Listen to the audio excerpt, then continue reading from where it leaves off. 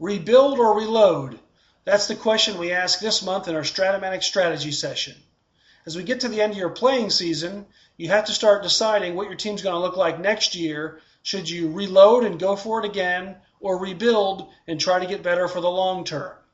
Well, the first thing is be careful because there's still a lot of games to be played. Over a third of the season remains, so don't judge your teams too soon. Make sure you're looking out for the long term to begin with, and make sure that you make a good decision right now. Secondly is you always need to go for it if you've got a good team. And that may seem obvious, especially if you have the best team in the league, but a lot of people who have good teams become perpetual rebuilders. By that I mean they always want to try to make their team better for the long run. And they never make those trades to get those missing pieces, those one-year cards that can really put you over the top. Instead, they're always looking at the long term and therefore never really put it all together to win this year.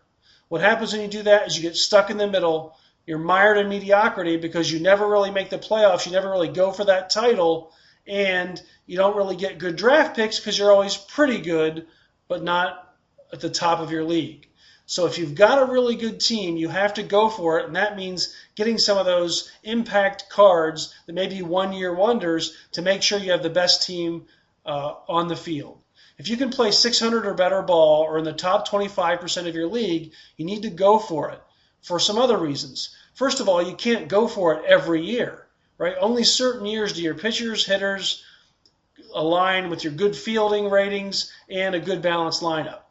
So you only have certain chances to go for it. You can rebuild any year, but you can't reload and go for it every year. So when you've got a chance to win it all, you have to go for it.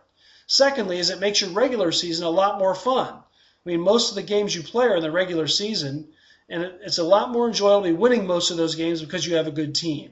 If you're always building on long-term prospects and not on those extra players, you're going to be continually flabbergasted why your team isn't winning some of those close games, why you can't play to the level of your talent, and that's because the cards aren't there. Your team may be very talented, but you haven't done the extra effort to get those lefty killers, those matchup relievers, those one-year wonder hitting cards that really put you over the top. So you have to go for it to get those extra wins.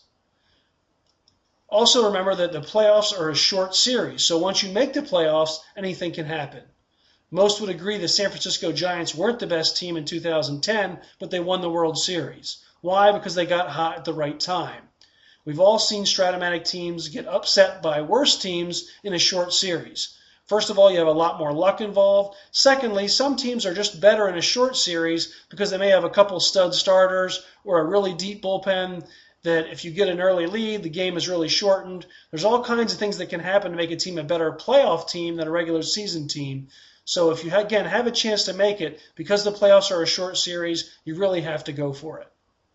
The next thing to really think about is much more difficult is what if you have an okay team, let's say a 500 team? How do you know when to go for it and how do you know when to rebuild?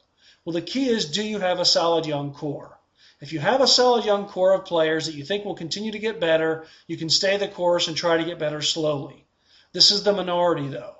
Again, there's only certain years you can go for it all, and you can rebuild any time. This is the time you want to rebuild if you have a 500 team. It does you no good to be in the middle of the pack. You'll be mired in mediocrity because you've got no playoff chance, no great draft picks. Each year you got this 500 team, you fall in love with your players, and most of us tend to have a natural tendency to overrate our players a little bit. And if you do that, you're going to be stuck in the middle for a long time. On our next Strat-o-matic strategy session, I'm going to tell you exactly how to rebuild your team. It may be a little stronger and more controversial than you're used to, but it really works best to rebuild your team in the shortest amount of time. And hopefully it'll turn your thinking of Strat-o-matic team building upside down. For Strat-o-matic, I'm Matt Beagle with your strategy session of the month.